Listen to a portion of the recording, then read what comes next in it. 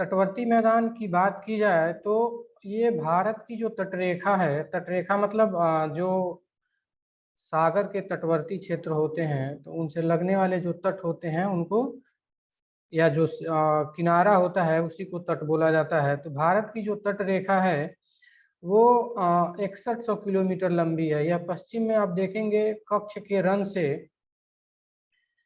पश्चिम में आप कच्छ के रण से, यानी यहाँ से आप देखेंगे और यहाँ स्वर्णरेखा नदी के तट तक इसकी लंबाई 6100 किलोमीटर के आसपास है।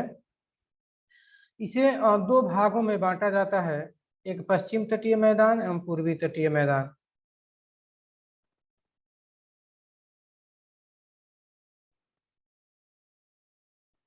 पश्चिम तटीय मैदान की बात की जाए तो इस मैदान का विस्तार पश्चिमी घाट तथा अरब सागर के बीच से गुजरात से कन्याकुमारी के मध्य तक ये फैला हुआ है। जैसा कि पिछली कक्षाओं में प्रायद्वीपीय पठार हम लोग पढ़ रहे थे तो मैंने बताया था कि यहाँ पे आप लोग देखेंगे कि इन क्षेत्रों में पश्चिमी घाट की पहाड़ियां थी जिन्हें सह्याद्री कहा जाता है इन क्षेत्रों में। तो यही कह रहा है कि ये पश्चिमी घाट और यहाँ अरब सागर है, आप लोग जानते हैं। उसके मध्य में पश्चिमी तटीय मैदान का विस्तार है। अब एक चीज और हम यहाँ थोड़ा सा चर्चा कर लें कि मैदानों का निर्माण होता कैसे है। तो मैदानों के निर्माण की बात की जाए, खास करके तटवर्ती मैदानों की, तो तटवर्ती मैदानों का निर्माण नदियों के द्वारा लाए गए जलोढ़कों के निक्षेप और साथ ही समुद्रों के द्वारा जो रेत वगैरह ला के जमा किए जाते हैं, यानी समुद्री निक्षेप के द्वारा निर्मित होता है। यानी तटवर्ती मैदानों के निर्माण में नदी और समुद्र दोनों का योगदान होता है। अगर पश्चिमी तट की बात की जाए तो ये कच्छ के रण से मुंबई तक का जो क्षेत्र है ये चार भागों में पूरा बटा हुआ है। जो कच्छ के रण से मुंबई तक का क्षेत्र आप लोग यहाँ मानचित्र में देख रहे होंगे कि ये जो कच्छ का रण है यहाँ से लेके और ये मुंबई तक का क्षेत्र गुजरात तट के नाम से जाना जाता है। और यहाँ से मुंबई, या यहाँ यहीं पे मुंबई के पास में दमन एक द्वीप है, यहाँ से लेके और गोवा तक आप देखेंगे तो इसे कोंकण तट के नाम से जाना जाता है।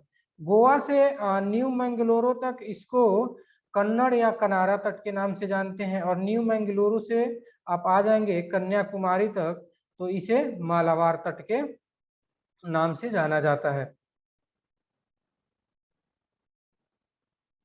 अब पश्चिमी तट की थोड़ी सी बात हम लोग यहाँ करेंगे, चर्चा करेंगे। जैसा कि पिछले स्लाइड में आप लोग देखे कि जो गुजरात का तट है वो तीन भागों में विभाजित है। गुजरात का जो तट है वो तीन भागों में विभाजित है। यहाँ ऊपर देख रहे होंगे आप लोग नंबरिंग किया हुआ है 1, 2 और 3। तो यहाँ आप देखेंगे जो कच्छ का तट है 1 नंबर पे इधर, फिर उसके बाद काठियावाड़ा का तट है और इधर काकरा पार का तट है। तो इसके बारे में थोड़ा सा चर्चा हम लोग कर लेते हैं। अगर कच्छ के तट की बात की जाए तो यहाँ पे कच्छ की खाड़ी भी है, जिसे ये खाड़ी आप लोग जो दिख रहे हैं इसे कच्छ की खाड़ी के नाम से बोला जाता है, और ये कच्छ का तटीय मैदान है। ये अगर बात की जाए तो पूरी तरीके से रेतीले या बालू से निर्मित है। यहाँ पे इस कच्छ की खाड़ी में एक बंदरगाह है जिसे कांडला बंदरगाह के नाम से जाना जाता है। कांडला बंदरगाह की बात की जाए तो इसका नाम परिवर्तित किया गया है, अभी इसको पंडित दीनदयाल उपाध्याय बंदरगाह के नाम से जाना जाता है। अब इसका नाम परिवर्तित करके पंडित दीनदयाल उपाध्याय बंदरगाह कर दिया गया है। ये जो बंदरगाह है यहाँ पे, ये जो है ज्वारीय बंदरगाह है। यानी जब समुद्रों में ज्वार भाटा, तो आप लोग जानते होंगे कि समुद्रों का जल जब ऊपर उठता है तो उसे ज्वार कहते हैं, और जब नीचे गिरता है तो उसे भाटा बोलते हैं। तो ये ज्वारी बंदरगाह है। यानी जब नाव यहाँ लाना होता है या शिप को लाना होता है तो वो ज्वारों का इंतजार करते हैं। जब ज्वारें आती हैं तो उनके जल की ऊंचाई बढ़ जाती है, जल का स्तर बढ़ जाता है, और उसी के साथ जो नावें होती हैं वो इस बंदरगाह तक पहुंचती हैं।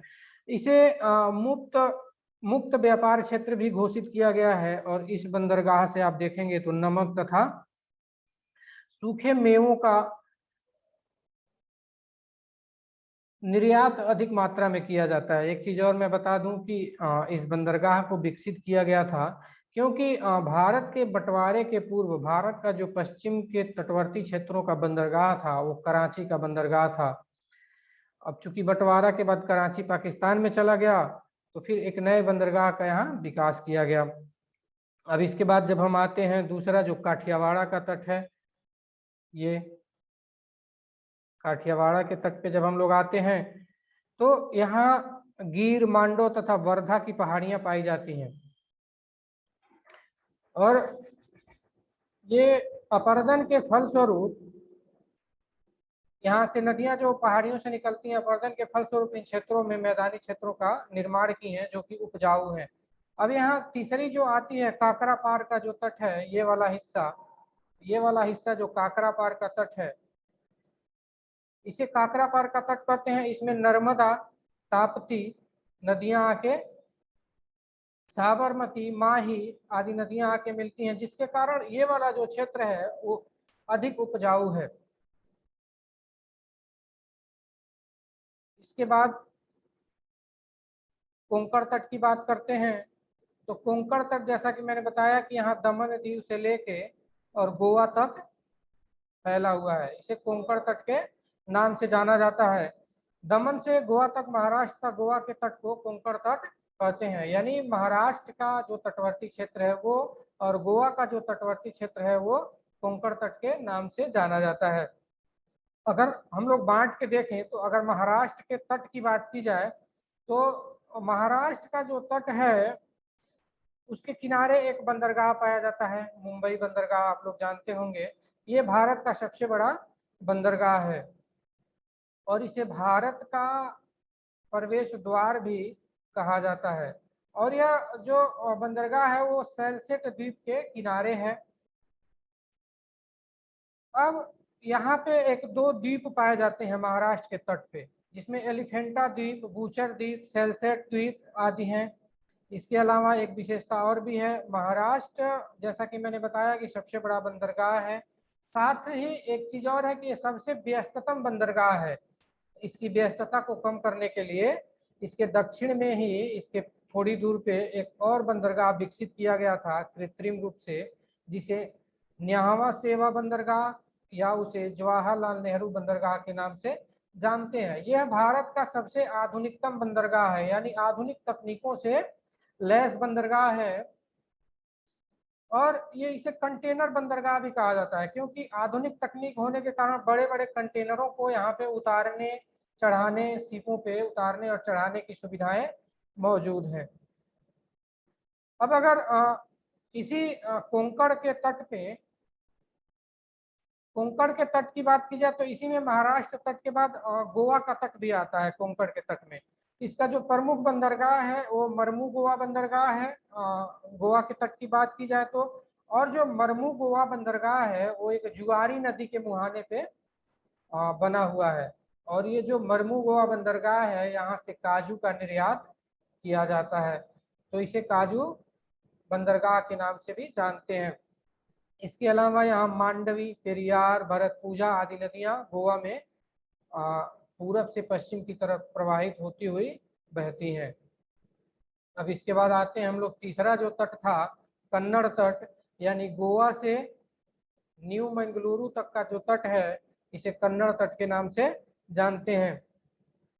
इसका प्रमुख जो बंदरगाह हो न्यू मंगलुरु बंदरगाह है, न्यू मंगलुरु बंदरगाह है, जो इसे भारत का काफी बंदरगाह कहा जाता है। क्योंकि आप लोग जानते होंगे कर्नाटक में जो पहाड़ियां हैं पश्चिमी घाट की, उन पहाड़ियों पे काफी की खेती पर्याप्त मात्रा में की जाती है, प्रचुर मात्रा में की जाती है, जिसके कारण इस बंदरगाह से काफी का निर्यात अधिक मात्रा में किया जाता है।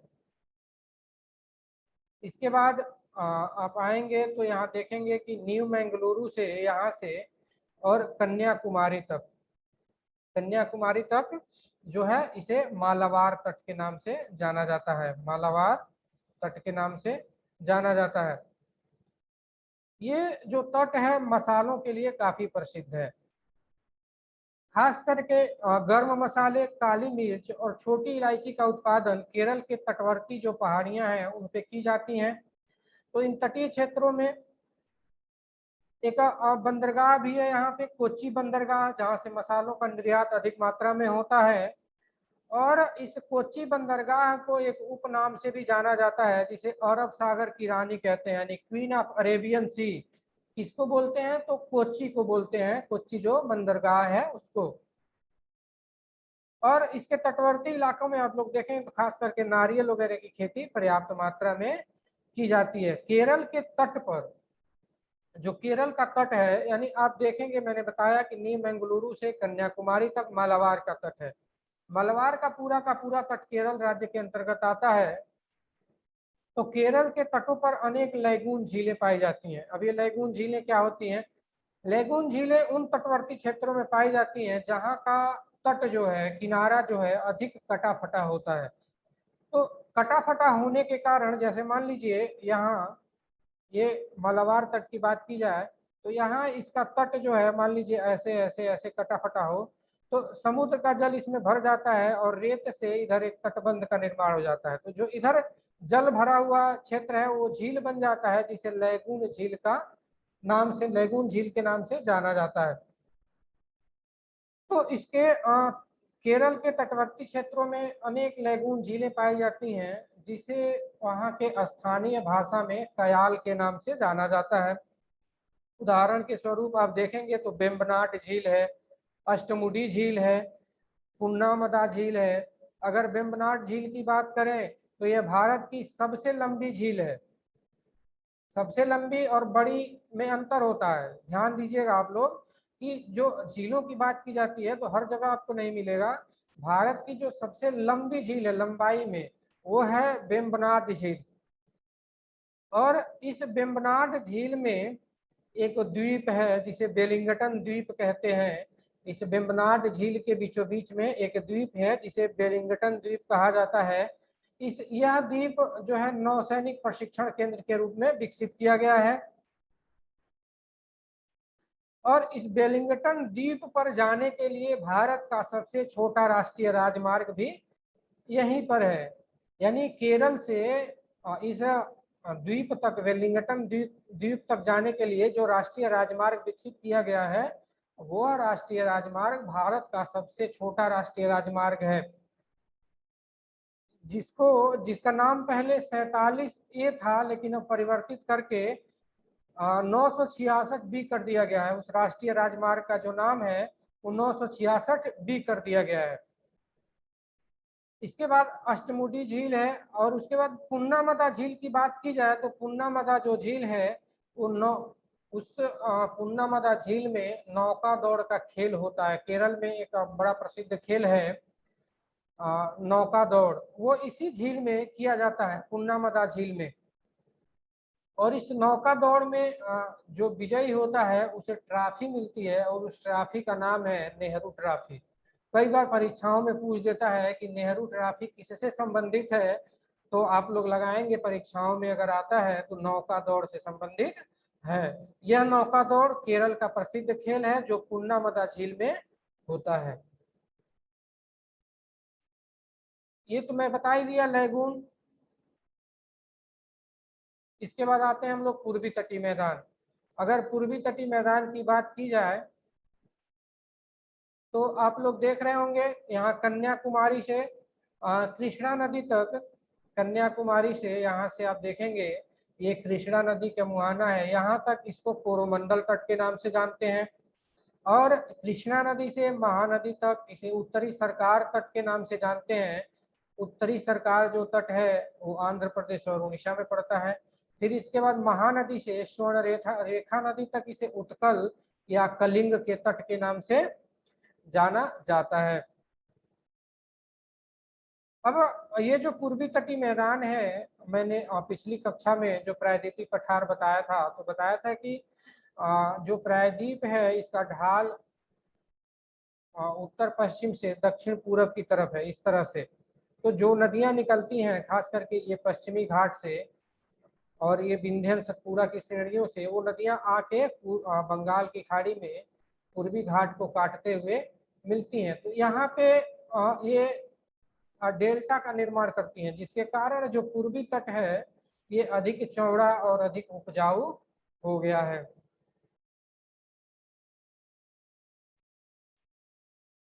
इसमें यहाँ बताया गया है कि पूर्वी तटीय मैदान में गोदावरी, महानदी, कृष्णा, कावेरी आदि नदियां डेल्टा बनाती हैं।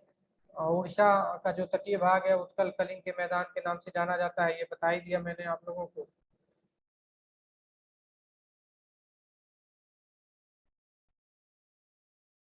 अब पूर्वी तट के बारे में थोड़ा सा जान लें हम लोग। इधर से चलेंगे हम लोग,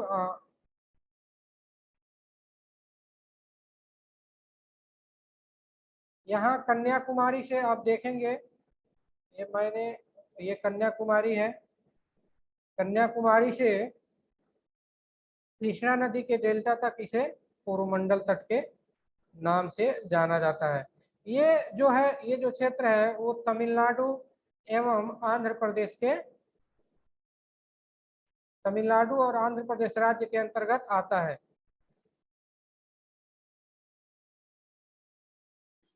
अब यहाँ से यहाँ की एक विशेषता मैं बता दूं आप लोगों को कि इन क्षेत्रों में लौटते हुए मानसून से वर्षा होती है।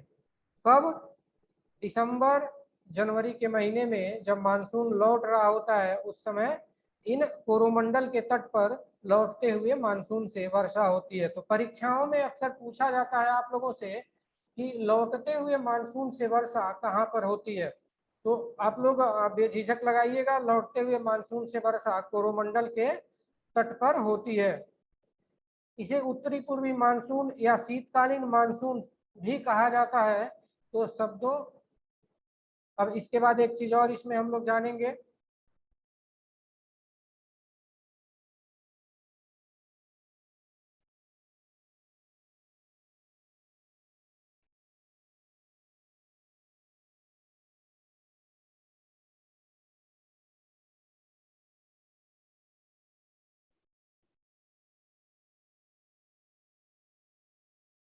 अब यहाँ एक चीज और हम लोग जानेंगे।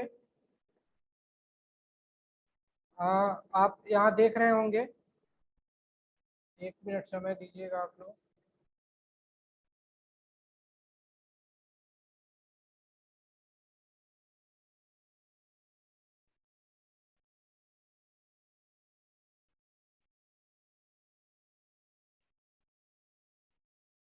चलिए, आप लोग यहाँ देख रहे हैं, ये नीचे मानचित्र में मैं इसको मिटाने का प्रयास कर रहा था, मिट नहीं पा रहा है फिलहाल। इसी में देखते हैं हम लोग, थोड़ा सा ध्यान दीजिएगा। आप लोग यहाँ देख रहे होंगे श्रीलंका है और ये भारत है, और ये भारत का निकला हुआ जो क्षेत्र है इसे धनुष कोडी बोलते हैं। अब ये इसको बोलते हैं हम लोग मन्नार की खाड़ी। ये जो द्वीप बना हुआ है इसे मन्नार की खाड़ी बोलते हैं। और यहाँ एक जल संधि है जिसे पाक जल संधि के नाम से जानते हैं। यहाँ एक जल संधि है, उसे पाक जल संधि के नाम से बोलते हैं। और ये जो खाड़ी का निर्माण हो रहा है इसे मन्नार की खाड़ी बोलते हैं।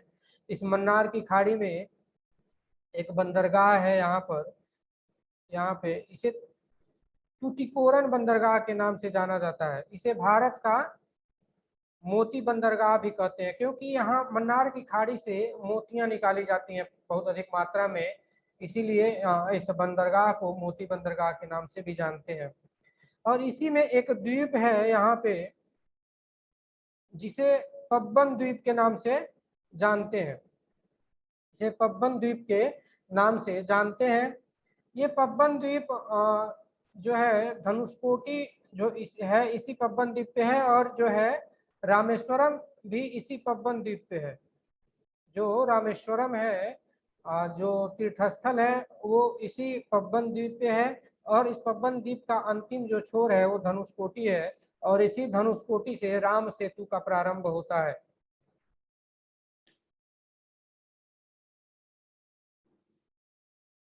अब इसके बाद हम लोग देखते हैं, अगर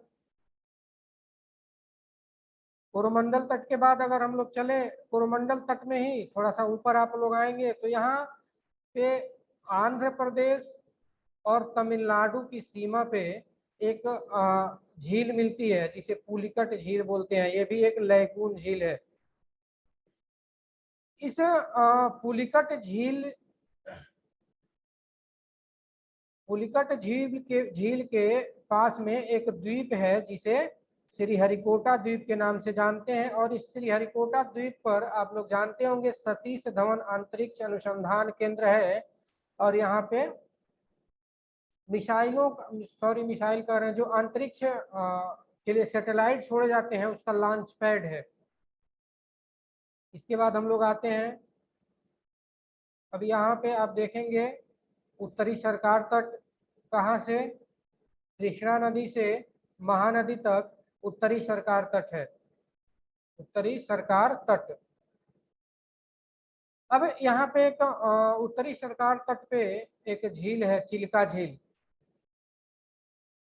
चिल्का झील जो है वो भारत की सबसे बड़ी खारे पानी की झील है, और इस झील के पास एक द्वीप है, व्हीलर द्वीप। इस व्हीलर द्वीप का नाम जो है बदल दिया गया है, अब इसे एपीजे अब्दुल कलाम द्वीप के नाम से जाना जाता है। क्योंकि नाम परिवर्तित हुआ है तो परीक्षाओं में हो सकता है पूछ दे।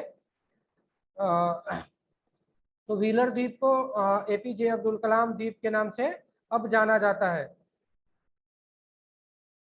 और यहाँ पर चूंकि अब्दुल कलाम जी मिसाइल मैन के नाम से अब्दुल कलाम जी को जाना जाता है, जो हमारे पूर्व राष्ट्रपति थे, तो यहाँ पे इस व्हीलर द्वीप पर लंबी दूरी की मिसाइलों का परीक्षण भी किया जाता है। अब इसके बाद हम लोग आते हैं, यहाँ से लेके आप आएंगे स्वर्णरेखा नदी के, इसे उत्कल या कलिंग के मैदान के नाम से जाना जाता है,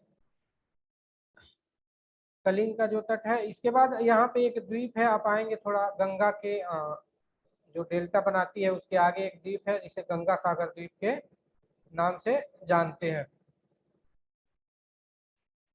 अब तटवर्ती मैदानों की बात की जाए तो वहाँ का जो जनजीवन है वो किस प्रकार का है। भारत के पूर्वी एवं पश्चिमी तटीय मैदानों की बात की जाए तो चूंकि समुद्र के किनारे हैं, तो समुद्र के किनारे क्या है कि यहाँ पे मत्स्यन जो है काफी विकसित हुआ है, मछली पकड़ने का जो कार्य है वो अधिक विकसित हुआ है, जिसके कारण समुद्र के तटवर्ती इलाकों में जो आवास है वो छोटे छोटे गांवों और पुरों के रूप में विकसित हुए हैं। लेकिन वहीं तटवर्ती मैदानों में आप देखेंगे तो जो डेल्टाई क्षेत्र हैं उन क्षेत्रों में उपजाऊ मिट्टी के कारण कृषि कार्य भी काफी विकसित हुआ है, जिसके कारण अस्थायी बड़े ग्रामीण अधिवासों का विकास हुआ है। साथ ही इन क्षेत्रों में बागाती कृषि के कारण कुछ तटीय इलाकों में एकांकी गृहों का भी वो मिलेगा आपको यहाँ पे। मूलतः यह प्रदेश कृषि कार्यों से ही संबंधित है। अगर देखा जाए तो अगर कृषि की बात की जाए तो इस प्राकृतिक प्रदेश में खास करके जो मलबार तट है वो कृषि प्रधान क्षेत्र है।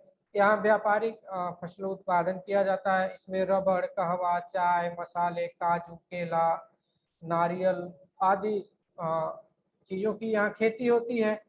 प्रदेश में ये जो तटवर्ती प्रदेश हैं इसमें वर्षा अधिक होती है। यहाँ पे थोड़ा सा आप लोग समझ लीजिए कि ये जैसे मान लीजिए तटवर्ती क्षेत्र है, यहाँ पे मैंने बताया था कि पश्चिमी घाट की पहाड़ियाँ हैं, यहाँ पे पूर्वी घाट की पहाड़ियाँ हैं।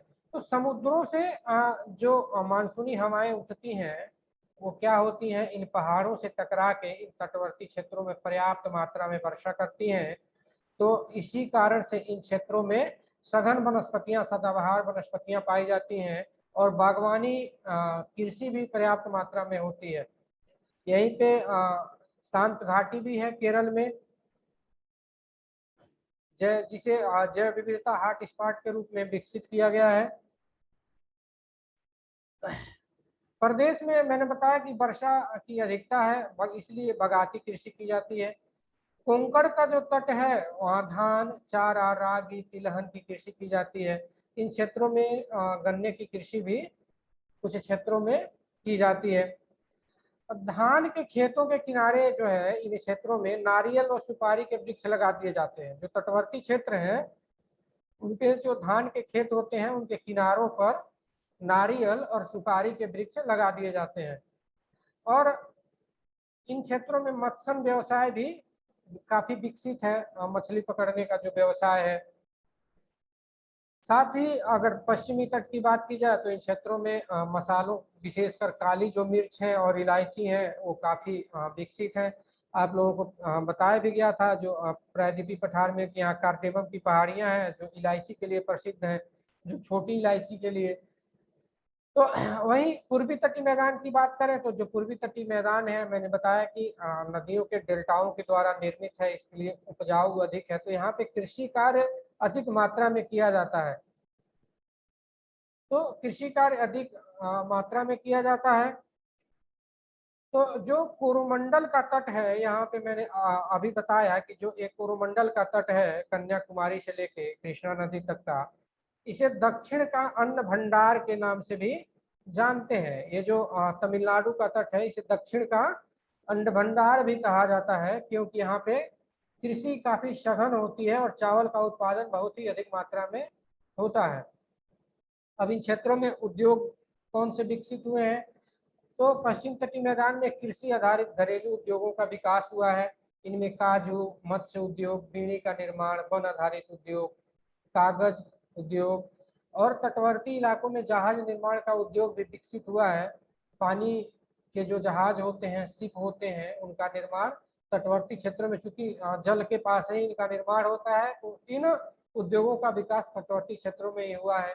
साथ ही कुछ क्षेत्रों में खनिज आधारित उद्योग भी विकसित हुए हैं, उर्वरक का भी निर्माण होता है। वहीं महाराष्ट्र के तटीय मैदानों में सूती वस्त्र, चीनी उद्योग, पेट्रोकेमिकल्स, वाहन निर्माण, रसायन उद्योग, इलेक्ट्रॉनिक उद्योग, औषधि निर्माण, तेल शोधन, डीएसएलआई तेल शोधन की अगर बात की जाए तो आप लोग जानते हैं कि भारत का लगभग 50% से अधिक पेट्रोलियम का उत्पादन तटीय क्षेत्रों से ही किया जाता है। तो यहाँ तेल शोधन के लिए बहुत सारे तेल शोधनशालाएं हैं और इनसे संबंधित बहुत सारे उद्योग भी विकसित हुए हैं। अगर पूर्वी तटीय मैदानों की बात की जाए तो वहां पे जूट उद्योग, कागज, लौह इस्पात, निर्यात उद्योग आदि विकसित हुए हैं। प्रमुख राज्य और नगरों की बात की जाए तो तटीय मैदानों में प्राकृतिक प्रदेश में पूर्वी तटीय मैदान के अंतर्गत पश्चिम बंगाल, अगर राज्य की बात की जाए तो पूर्वी तट में पश्चिम बंगाल, उड़ीसा, आप लोग देख रहे होंगे यहाँ, ये पश्चिम बंगाल, उड़ीसा, ये आंध्र प्रदेश है, यहाँ पे तमिलनाडु है। तो ये 1 2 3 4 राज्य हैं। अब कुछ लोग कंफ्यूज हैं कि जो तेलंगाना है, जो पहले आंध्र प्रदेश था, और आंध्र प्रदेश के अंतर्गत ही ये पूरा जो क्षेत्र था, आप लोग यहाँ देखिएगा, ये पूरा जो क्षेत्र था ये आंध्र प्रदेश के अंतर्गत आता था। लेकिन अब क्या हुआ है कि आंध्र प्रदेश 2 भागों में बट गया है, एक तेलंगाना, तो ये तेलंगाना का क्षेत्र है ये वाला, और ये है आंध्र प्रदेश का। तो यहाँ आप लोग ध्यान दीजिएगा कि तेलंगाना की सीमाएं समुद्र से नहीं लगती हैं, ये समुद्र के तटवर्ती क्षेत्रों में नहीं है। अगर नगरों की बात की जाए तो आप देखेंगे कोलकाता में हल्दिया, इसके बाद विशाखापत्तनम, चेन्नई, नागपट्टनम, एन्नौर, पुरी, विजयवाड़ा प्रमुख नगर है।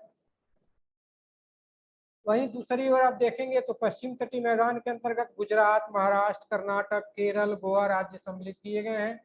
इसके अंतर्गत मुख्य नगरों में रत्नगिरी, मुंबई, बेलगाम, अलवाय, एलुपुरम, सूरत, कोल्हापुर, त्रिशूर, कोच्चि, अल्लापुजा प्रमुख उल्लेखनीय नगर हैं। तो ये जो तटवर्ती मैदान थे, अब इन तटवर्ती मैदानों के बाद जो 5वीं इकाई है वो है द्वीप समूह। तो द्वीप समूहों की बात की जाए तो जो सबसे विलक्षण इकाई है भारत के प्राकृतिक प्रदेशों में, वो द्वीप समूह ही है। अब यहाँ द्वीप किसे कहते हैं, एक प्रश्न है, द्वीप किसे कहते हैं? तो स्थल का ऐसा छोटा भाग जो चारों तरफ से जल से घिरा हो उसे द्वीप कहा जाता है। अगर स्थल का बड़ा भाग चारों तरफ से जल से घिरा होगा तो उसे महाद्वीप बोल देंगे। अगर छोटा क्षेत्र है और चारों तरफ से जल से घिरा है तो उसे द्वीप बोल देते हैं। भारत के जो प्रमुख द्वीप हैं, इनको 2 भागों में बांटा जाता है, एक बंगाल के खाड़ी के द्वीप, बंगाल के खाड़ी के द्वीप और अरब सागर के द्वीप। बंगाल के खाड़ी के द्वीप को अंडमान निकोबार द्वीप समूह बोलते हैं और अरब सागर के द्वीप को लक्षद्वीप समूह बोलते हैं। अब बात करते हैं लक्षद्वीप की, तो केरल तट के पश्चिमी भाग में अनेक छोटे छोटे द्वीपों का समूह है जिन्हें सामूहिक रूप से लक्षद्वीप कहा जाता है। आप देखेंगे ये भारत का जो पश्चिमी तट है, ये तटवर्ती मैदान अभी हम लोग पढ़े, ये केरल है। तो यहाँ से आप देखेंगे तो ये छोटे छोटे बहुत सारे द्वीपों का एक समूह है जिसे लक्षद्वीप के सामूहिक रूप से लक्षद्वीप के नाम से जानते हैं। ये जो लक्षद्वीप है ये परवाल के अवशेषों से निर्मित है।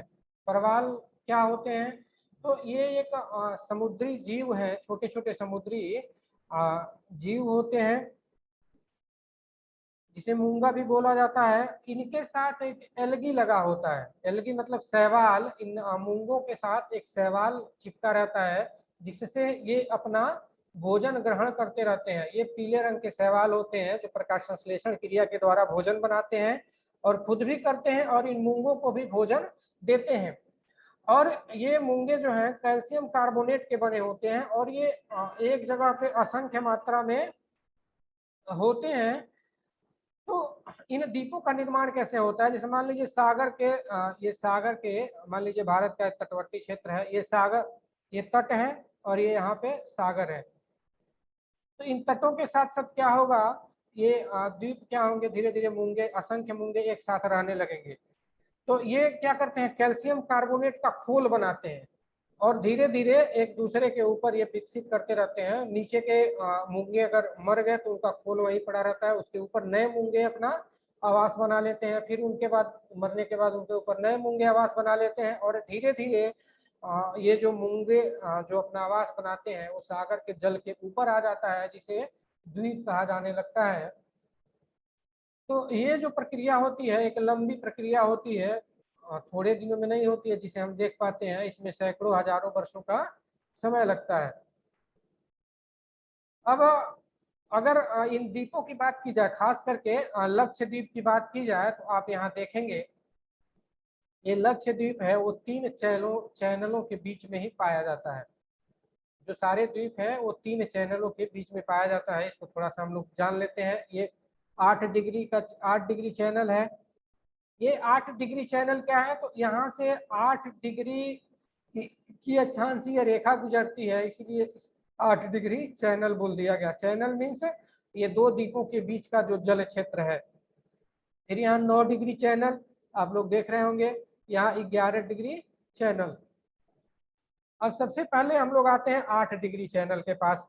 तो ये जो 8 डिग्री चैनल है उसके दक्षिण में आप देखेंगे यहाँ एक द्वीप पाया जाता है जिसे मालदीव के नाम से जाना जाता है। यह एक अलग राजधानी है। मालदीव जो है वो एक अलग देश है। ये 8 डिग्री चैनल के दक्षिण में पाया जाता है और मालदीव की राजधानी माले है और यहाँ की जो भाषा है वो विदेही है। और इस 8 डिग्री चैनल के आप उत्तर में देखेंगे तो एक द्वीप पाया जाता है जिसे मिनिकॉय द्वीप के नाम से जाना जाता है। तो मिनिकॉय द्वीप जो है वो भारत में है। तो यहाँ से एक प्रश्न बन जाता है आप लोगों का कि मालदीव एवं भारत को कितने डिग्री का चैनल अलग करता है, तो वो है 8 डिग्री का चैनल। दूसरे तरह से पूछ सकता है कि मालदीव एवं मिनिकॉय द्वीप को कौन कितने डिग्री का चैनल अलग करता है, तो 8 डिग्री चैनल अलग करता है। तीसरे तरह से पूछ सकता है कि 8 डिग्री चैनल जो है वो किन 2 द्वीपों को अलग करता है, तो मिनिकॉय एवं मालदीव। ये भी पूछ सकता है कि 8 डिग्री चैनल किन किन 2 देशों को अलग करता है, तो भारत और मालदीव को। अब मालदीव के उत्तर में आप देखेंगे तो यहाँ पे आप पाएंगे कि 9 डिग्री का एक 9 डिग्री चैनल है। ये इसके उत्तर में कई द्वीप पाए जाते हैं छोटे छोटे। इन द्वीपों को सामूहिक रूप से कैननोर द्वीप या लक्का द्वीप के नाम से जानते हैं। अब इसके उत्तर में आप आएंगे तो देखेंगे 11 डिग्री चैनल है। इस 11 डिग्री चैनल के उत्तर में भी कई छोटे छोटे द्वीप पाए जाते हैं जिसे अमन द्वीपी कहा जाता है। अब इन द्वीपों की बात की जाए तो आप आएंगे कैननोर द्वीप पे, अगर आते हैं हम लोग तो देखते हैं यहाँ पे इस द्वीप को, ये जो द्वीप है इसे पित्ती द्वीप के नाम से जानते हैं। यहाँ पे एक पक्षी अभयारण्य है, यहाँ पे मानव नहीं रहता है, ये मानव निवास नहीं है इस द्वीप पर। यहाँ पे एक वर्ल्ड सेंचुरी विकसित किया गया है, पक्षी द्वीप सॉरी पक्षी अभयारण्य विकसित किया गया है। ये जो द्वीप है यहाँ पे आप देख रहे हैं, ये कावारत्ती द्वीप है, जो कि राजधानी भी है लक्षद्वीप की। इसके बाद इसके बगल में एक द्वीप है जिसे अगत्ती द्वीप के नाम से जानते हैं। अगत्ती द्वीप पे एक हवाई अड्डा विकसित किया गया है, जिसे अगत्ती हवाई अड्डा बोलते हैं। अब एक द्वीप यहाँ पे है, इसे एंड्रोथ द्वीप के नाम से जाना जाता है।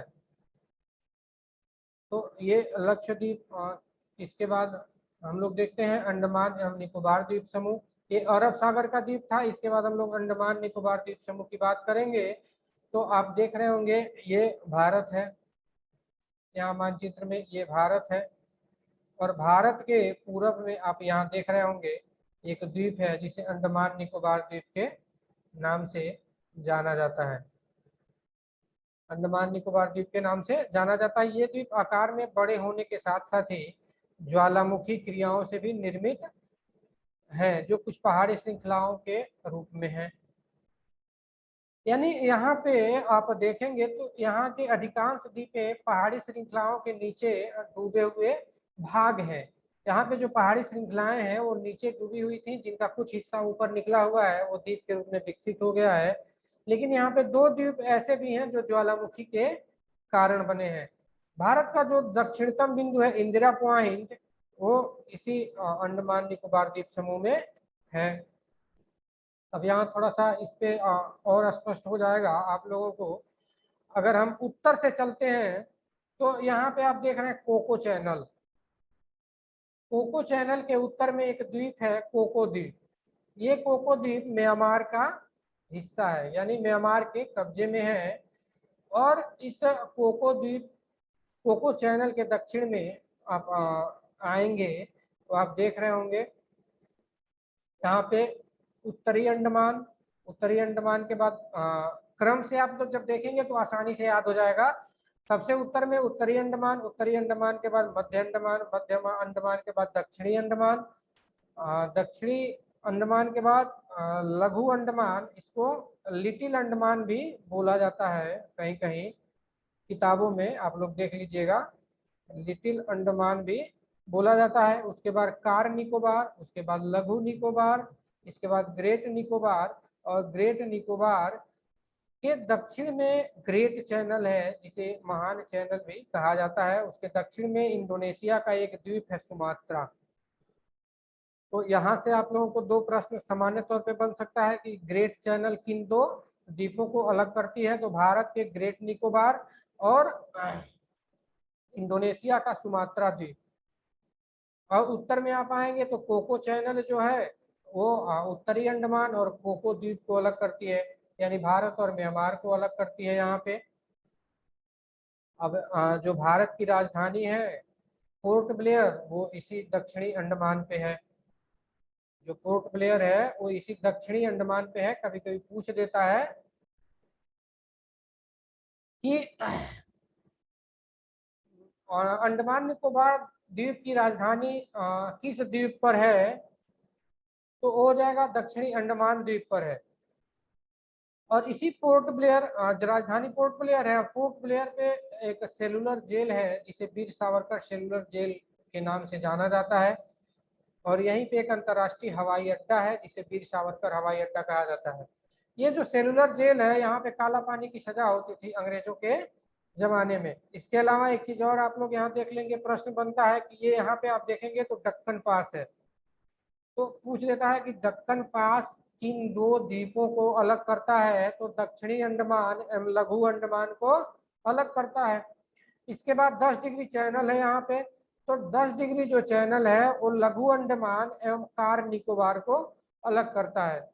और ग्रेट चैनल किसको अलग करता है, तो भारत और इंडोनेशिया को अलग करता है। और यहीं पे भारत का सबसे दक्षिणतम बिंदु इंदिरा पॉइंट या इसे पिग्मेलियन पॉइंट के नाम से भी जाना जाता है, यही है भारत का सबसे दक्षिणतम बिंदु। अब इसके बाद कुछ पहाड़ियां हैं इस द्वीप पे, उसको जान लेते हैं। अगर उत्तरी अंडमान की देखी जाए तो सबसे ऊंची चोटी पूरे अंडमान निकोबार द्वीप समूह की सबसे ऊंची चोटी जो है उसे सैडल पीक के नाम से जाना जाता है। इसकी ऊंचाई जो है वो 738 मीटर है। इसके बाद आप मध्य अंडमान पे आएंगे तो इसकी सबसे ऊंची चोटी है डियोबोली। उसके बाद दक्षिणी अंडमान की सबसे ऊंची चोटी माउंट कोयोब एवं उसके बाद ग्रेट निकोबार की सबसे ऊंची चोटी माउंट धुलियर है। इसके अलावा मैंने बताया कि भारत में जो है 2 ज्वालामुखी द्वीप भी पाए जाते हैं। यहाँ पे आप देख रहे होंगे 1 नंबर यहाँ पे बना हुआ है, यहाँ पे 2 नंबर बना हुआ है। तो 2 ज्वालामुखी द्वीप पाए जाते हैं। इसमें एक पहला है नरकुंडम द्वीप, दूसरा है वैरन द्वीप। तो जो नरकुंडम द्वीप है वो सुषुप्त ज्वालामुखी है। ज्वालामुखी को उद्गार के समय के हिसाब से बांटा गया है तो 3 भागों में, जिसमें सक्रिय, सुषुप्त, प्रसुप्त और निष्क्रिय। तो नरकुंडम जो है वो प्रसुप्त ज्वालामुखी है और बैरन जो है सक्रिय ज्वालामुखी है। इसको आप लोग याद रखिएगा कि भारत में 2 ज्वालामुखी द्वीप भी हैं, जिसमें एक है नरकुंडम जो प्रसुप्त है और बैरन जो है वो सक्रिय ज्वालामुखी है।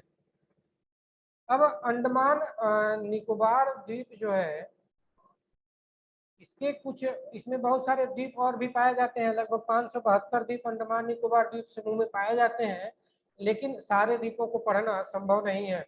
लेकिन यहाँ पे दिसंबर 2018 में आजाद हिंद फौज की 75वीं वर्षगांठ मनाई गई थी अंडमान निकोबार द्वीप समूह पर। तो यहाँ पर 3 द्वीपों का नाम बदल दिया गया था। उसमें जो सबसे पहला द्वीप है रॉस द्वीप, इसका नाम बदल के नेताजी सुभाष चंद्र बोस द्वीप कर दिया गया था। इसके बाद जो नील द्वीप है उसको शहीद द्वीप कर दिया गया था।